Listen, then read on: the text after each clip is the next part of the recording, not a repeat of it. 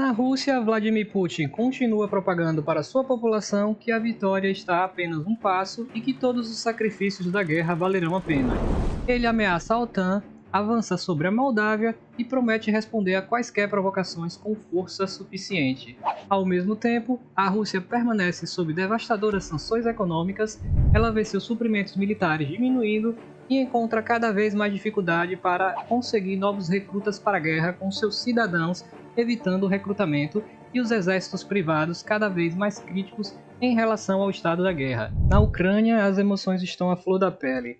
Apesar da situação difícil do país, o exército está altamente motivado, o presidente Zelensky tem mantido a fé do país viva e o resto do mundo se uniu em defesa da Ucrânia, mas a Rússia ainda ocupa uma grande parte do leste do país.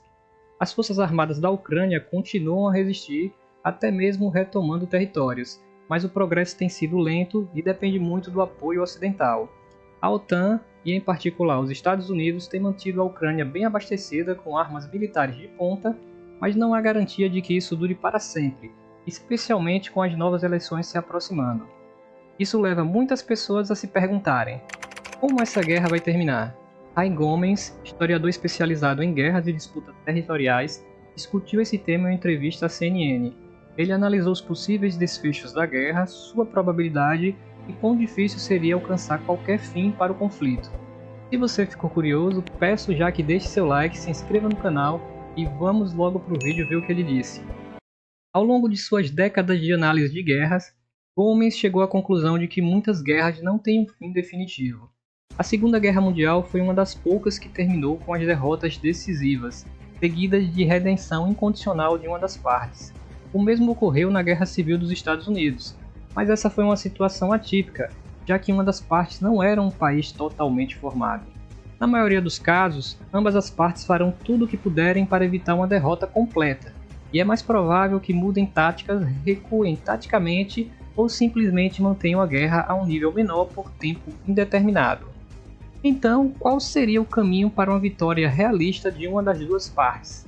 Vale lembrar que, no início, a grande maioria dos analistas apostavam em uma vitória devastadora da Rússia. Isso era totalmente possível nos primeiros dias de guerra, quando a Rússia buscava cercar e conquistar a capital Kiev, capturar Zelensky ou forçá-lo ao exílio, e assumir o controle do governo ucraniano em questão de semanas, antes que a OTAN pudesse formular uma resposta concreta. Isso quase aconteceu. Um grande avanço das tropas russas, vindo da Bielorrússia, quase capturou Kiev, mas a Ucrânia realizou uma manobra arriscada ao explodir uma barragem para inundar pontes flutuantes russas, negando-lhes um ponto de acesso. A guerra se estabilizou em um jogo de desgastes, com a Ucrânia ganhando graças ao apoio da OTAN. Mas Putin não desistiu. A Rússia realizou várias ofensivas desde o início da guerra, enviando grandes contingentes de tropas para a Ucrânia. Embora tenham tomado algumas cidades, como as cidades mineradoras de Soledar, a maioria delas já estavam na área controlada pela Rússia e estavam em ruínas. A Rússia também não tem os recursos, tanto militares quanto de mão de obra, para invadir a Ucrânia. Portanto, para que a Rússia obtenha uma vitória total na guerra, como Putin promete, algumas coisas importantes precisam mudar no campo de batalha. Mas todas essas opções têm sérios problemas. Desde o início da guerra, Putin tem ameaçado usar armas nucleares se a OTAN não recuar e permitir que ele tenha a Ucrânia. Essas ameaças são projetadas para assustar os governos mais pacíficos da aliança a se desengajarem, mas isso não parece estar funcionando por várias razões. Ninguém acredita que Putin, ou mais provavelmente seus generais, sejam tolos o suficiente para atacar diretamente a OTAN. Portanto, quaisquer ataques nucleares provavelmente seriam táticos e direcionados à Ucrânia. Isso apenas fortaleceria a determinação dos aliados da Ucrânia. Além disso, não se sabe exatamente quantas armas nucleares da Rússia realmente funcionam. Elas são principalmente armas nucleares da Guerra Fria e não foram exatamente bem mantidas desde então. Portanto, o chamado dissuasor nuclear da Rússia pode ser apenas uma ameaça vazia. Mas a Rússia tem outras cartas na manga, embora sejam opções pouco prováveis. O maior problema da Rússia na guerra tem sido a falta de aliados. A maioria do mundo se aliou com a Ucrânia ou se manteve afastada do conflito completamente. Enquanto alguns líderes de esquerda, como o presidente do Brasil, Lula, emitiram declarações culpando ambos os lados pelo conflito, poucos realmente apoiam o ataque da Rússia. Esses poucos aliados incluem a Bielorrússia, um estado fantoche russo e algumas nações consideradas fora da lei, como o Irã e a Coreia do Norte, que veem a guerra como um conflito proxy entre os Estados Unidos e a oposição. Esses dois países têm fornecido à Rússia a maioria de suas armas, pois é a única maneira de obter equipamentos evitando sanções nos últimos meses, mas está longe de ser o suficiente para fazer a diferença. Portanto, o aliado que pode fazer a diferença é a China. A China desempenhou um papel único na guerra da Rússia até agora, com Xi Jinping não perdendo tempo em se aliar a Vladimir Putin, fortalecendo o poder deles na oposição aos Estados Unidos. Desde então, a China tem sido um aliado fundamental para a Rússia enquanto ela está sob sanções. A China é um dos maiores parceiros comerciais da Rússia e tem sido fundamental para fornecer suprimentos. Analistas acreditam que a China quer que a Rússia vença a guerra para iniciar uma era de conquistas, onde o ataque eventual da China a Taiwan encontrará menos resistência da comunidade internacional. Então, por que será que a China não age como se estivesse totalmente envolvida? Xi Jinping fala muito em apoiar a Rússia, mas tem sido hesitante em uma área importante. Não forneceu ajuda letal à Rússia, ou seja, armas.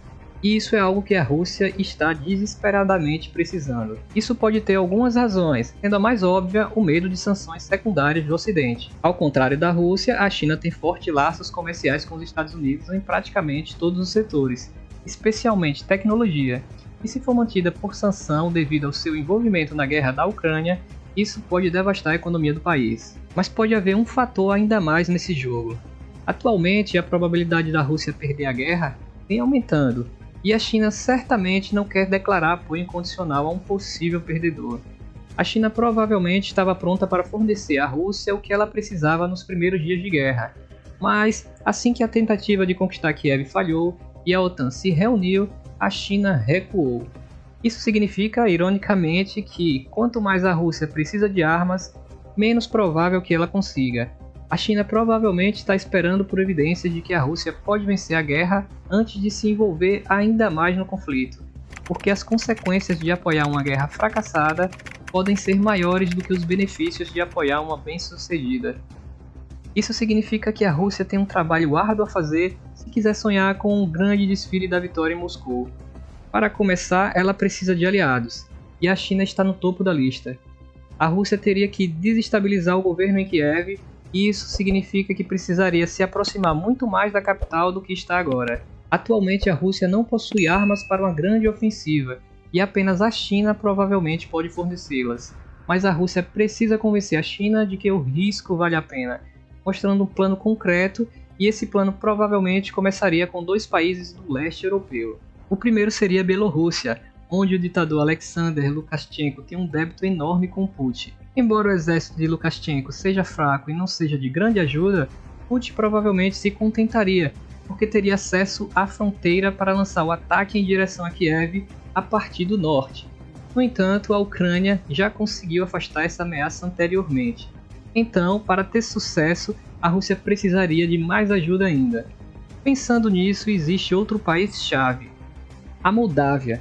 A Moldávia é um pequeno país que não faz fronteira com a Rússia, ficando entre a Ucrânia e a Romênia, mas pode ser o próximo ponto crítico do expansionismo russo. Isso ocorre porque a Rússia patrocinou um movimento separatista russo no leste do país, em uma região chamada Transnistria. Essa faixa de terra faz fronteira com o sul da Ucrânia, e, embora a Rússia a esteja usando para destabilizar o governo pró-ocidental da Moldávia, ela pode estar mais interessada no batalhão de tropas russas armadas que estão estacionadas lá, ostensivamente para proteger a população pró-russa. Esse exército poderia ser usado para lançar um ataque sorrateiro à Ucrânia, aproximando as forças russas de Kiev a partir de duas direções. Mas isso seria suficiente? A verdade é que é possível, mas improvável. Putin precisaria que tudo desse certo. Primeiro, ele teria que obter uma garantia quase ilimitada da China para fornecer armas. Em segundo, o ataque da Bielorrússia e da Moldávia teria que ser incrivelmente bem sucedido e eficaz para surpreender a Ucrânia e as suas armas da OTAN. Mas o objetivo seria invadir Kiev, capturar Zelensky ou forçá-lo ao exílio, e instalar um regime fantoche em Kiev para se render.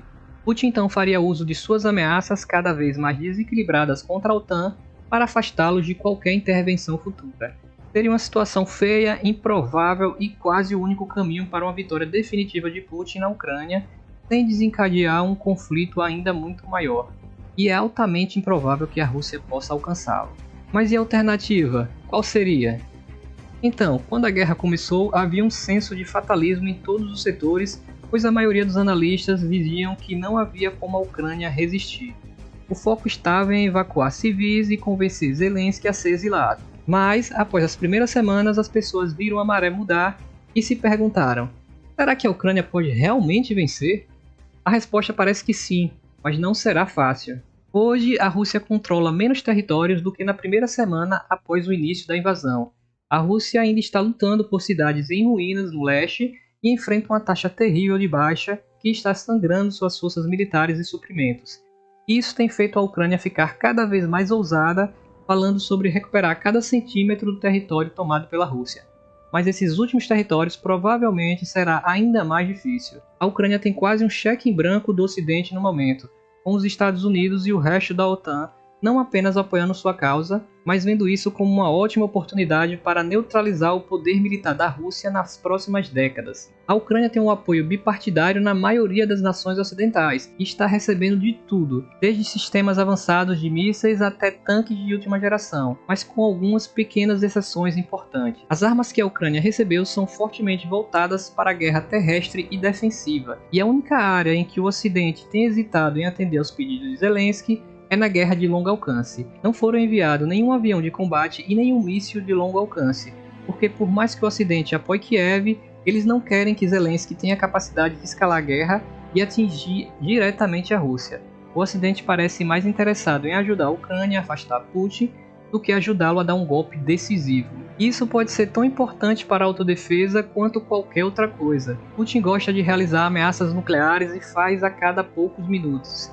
Isso significa que a Rússia pode responder a um ataque convencional com um ataque nuclear, e o presidente não tem sido tímido em lembrar o Ocidente sobre essa política. Embora os analistas duvidem tanto da saúde do arsenal nuclear russo quanto da disposição de Putin em usá-lo, eles não estão arriscando. Mas Zelensky não quer conquistar a Rússia, ele só quer recuperar o território tomado por ela, e isso inclui a península da Crimeia, tomada de volta em 2014. Nos últimos meses, a Ucrânia se tornou cada vez mais ousada, atacando depósitos de armas na fronteira e atingindo pontos de suprimentos na Crimeia.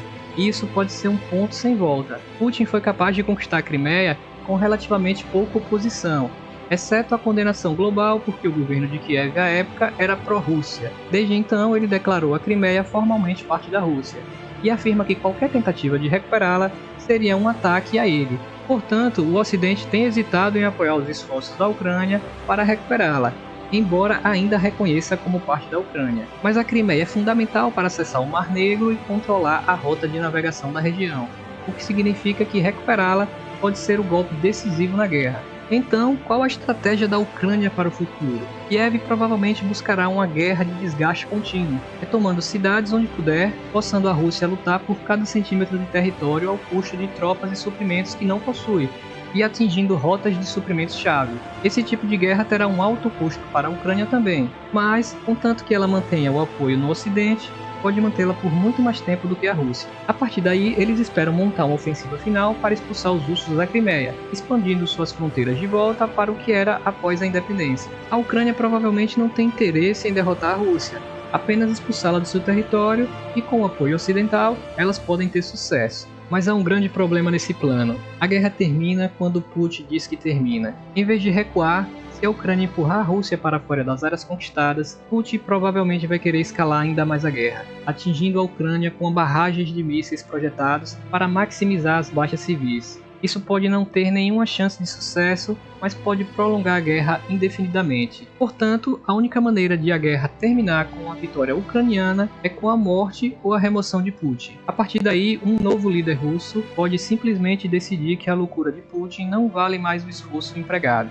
Mas há uma outra questão. Muitas guerras não terminam com vitória no campo de batalha. Muitas terminam em negociações. Será que negociações poderiam pôr um fim à guerra? Muitas pessoas acreditam que sim. Tem havido muita controvérsia em torno disso. Primeiro, uma coalizão de cerca de 30 membros progressistas do Congresso divulgou uma carta aberta pedindo que a administração de Biden busque um fim negociado para a guerra. Em meio às discussões, o governador da Flórida, Ron DeSantis, divulgou que adotaria uma abordagem mais equilibrada para resolver a guerra se se tornasse presidente. E não para por aí. Vários outros líderes de esquerda da Europa também têm pedido negociações, incluindo a líder trabalhista Keir Starmer no Reino Unido e o líder do Partido Socialista Obreiro Espanhol Pedro Sánchez. Também foi noticiado que Merkel está furiosa com Putin, mas também está falando com ele constantemente sobre como resolver a guerra de maneira pacífica. E mesmo a Turquia, cujo presidente antes havia apoiado uma solução militar, agora está trabalhando para negociar uma trégua. O problema é que a Ucrânia não está interessada em negociações. Isso se deve principalmente a Zelensky, que é um ex-comediante que foi eleito com a promessa de não negociar com a Rússia, ao contrário dos políticos pró-Rússia anteriores em Kiev. Ele disse que só falaria com a Rússia se eles primeiro se retirassem totalmente do país, mas tem sido implacável em suas críticas a Putin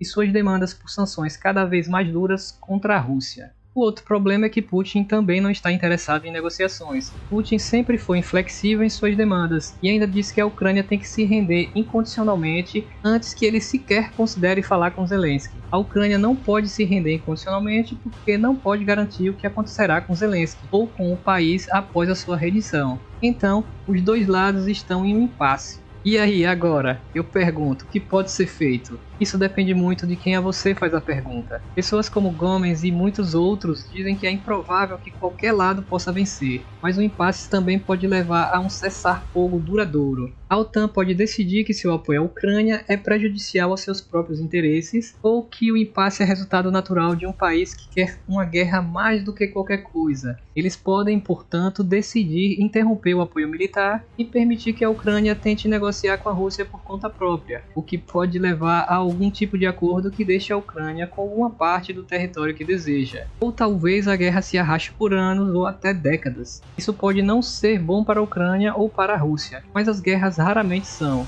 Apenas os soldados no campo de batalha e os civis presos no meio delas sabem o que realmente significa lutar em guerra. O resto de nós só pode olhar de fora e fazer suposições. E, embora todos esperemos pelo melhor, ninguém pode realmente dizer o que acontecerá a seguir. Esse foi o vídeo de hoje, espero que tenham gostado. Não se esqueçam de deixar o like e compartilhar. E vejo vocês no próximo vídeo. Abraços!